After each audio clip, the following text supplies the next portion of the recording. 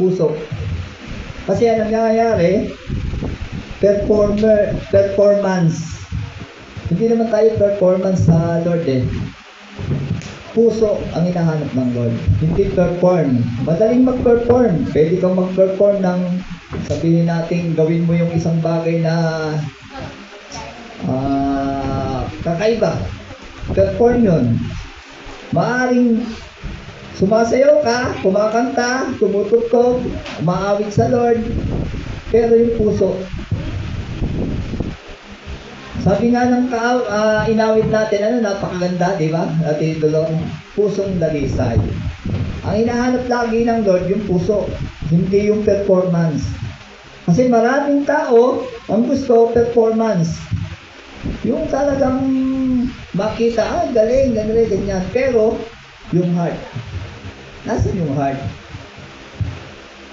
Laging sinasabi ng isang preacher na lagi naririnig ko, hindi raw yung quantity, yung dami ng taong nakikinig or kung sino man yung daming taong dumadalo, kundi dapat quality. Ano ibig sabihin ng quality? Yung talagang yung puso mo ay talagang nakaugnay sa Diyos. Quality yun.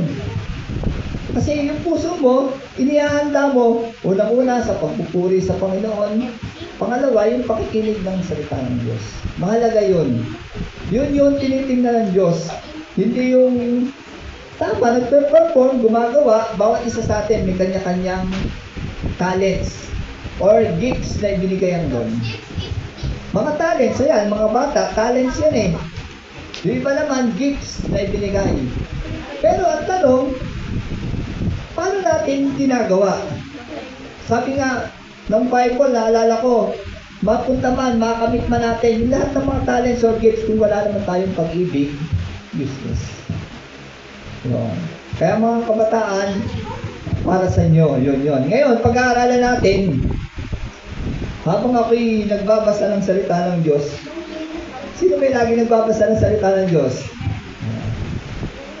Ako po ay laging nagbabasa, siyempre, doon ko po kinukuha yung ating pinag-aaralan.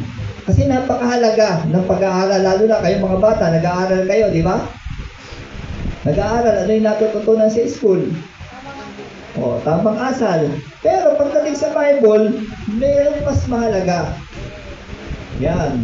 Kasi secular yan eh. School, tama. Walang mali ka. Ibig sabihin, secular, ginagawa ng mundo. Pero hindi natin masasabing mali. Tama rin yan. Pero ito yung mahalaga, yung salita ng Diyos na ating pag-aaralan. Ito yung pinamagatan ko pong pure heart din. Kasi tama-tama dun sa inawit natin, pure heart. Ano ba sa Tagalog ang pure heart? Malinis na puso. O yung inawit natin, ano yung inawit natin? Pusong dalisay. Di ba? Ayan, inanta natin yun. Sinayon nyo, pusong dalisay. Ang tanong, nauunawaan pa natin yung inaawit natin. O yung sinasayaw natin. Tinutugtog. Di ba? Nauunawaan. Kasi parang yan lagi ko sinasabi, di ba? Sa pagpupuri sa Panginoon, lahat tayo, Pilipino, laging yung mahilig kumanta. Pero ang tanong, yung kinakanta ba ay ito ba yung quality? Kasi maaaring kumakanta, pero wala sa puso. Mararamdaman mo yung kanta na nagbumula sa puso dahil talagang nararamdaman mo yung presensya ng Diyos. Kahit sa sekular, di ba, kumakanta yung mga tao, ayan, sa mga video, kumakanta, na-emote ka dun sa iyong kanta kasi nadadala ka dun sa mensahe. Ganun din po sa Diyos, talagang dapat ipinapadama natin yung talagang mensahe ng awitin. Kasi itong kanta, napakaganda, pusong dalisay. Ang aming nais, hindi man ako ganun yung boses ko, pero napakaganda. Pusong dalisay, ang aming nais. Gusto natin yon. Nalikhain mo, Diyos, para sa amin o sa akin. Ibig sabihin, likhain tayo ng pusong dalisay, pure heart. Likhain tayo kasi tayo mismo ang sabi nga ang buhay ay is a choice. Choice natin kung tayo talaga yung buhay natin ay magiging malinis. Sabi ron, sa Chorus, isang pusong tapat. Yung talagang puso natin ay tapat na naglilingkod sa Diyos. Marami kasing tao, or kaya may mga tao, hindi man lahat, marami, yung naglilingkod, pero hindi talaga nagiging tapat. Sabi niya sa awit, isang pusong tapat na sa iyo'y nagmamahal. Sino yung minamahal natin? Ang Diyos. Isang pusong sa iyo'y walang alinlangan. Hindi nag-aalinlangan po yung ating puso. Dahil siya lang naman talaga ang may-ari ng buhay natin. Ano man ang mangyari, ang mundo ngayon ay, sabi nga, punong-puno na ng kasalanan, marami ng pangyayari.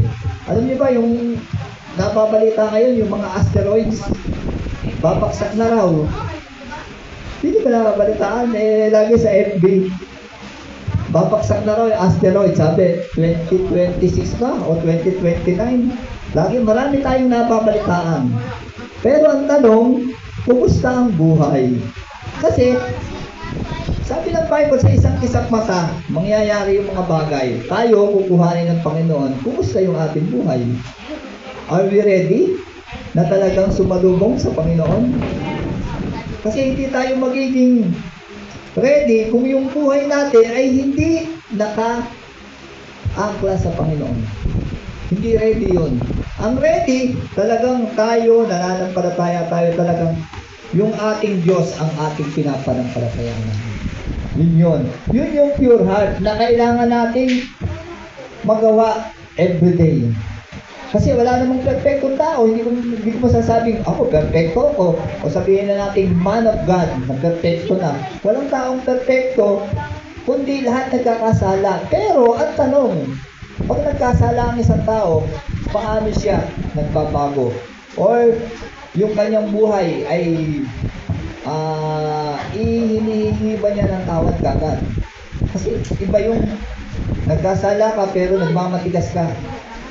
Pagka nasa Panginoon tayo, we accept. Lagi kong sinasabi, yung maging topic natin ng nakaraan linggo, yung teachable heart. Maging teachable tayo. Ano ba yung teachable? Madali tayong matuto. Marami kasi tao sinasabi, hindi ko kaya yan. Sinasabi, ganon.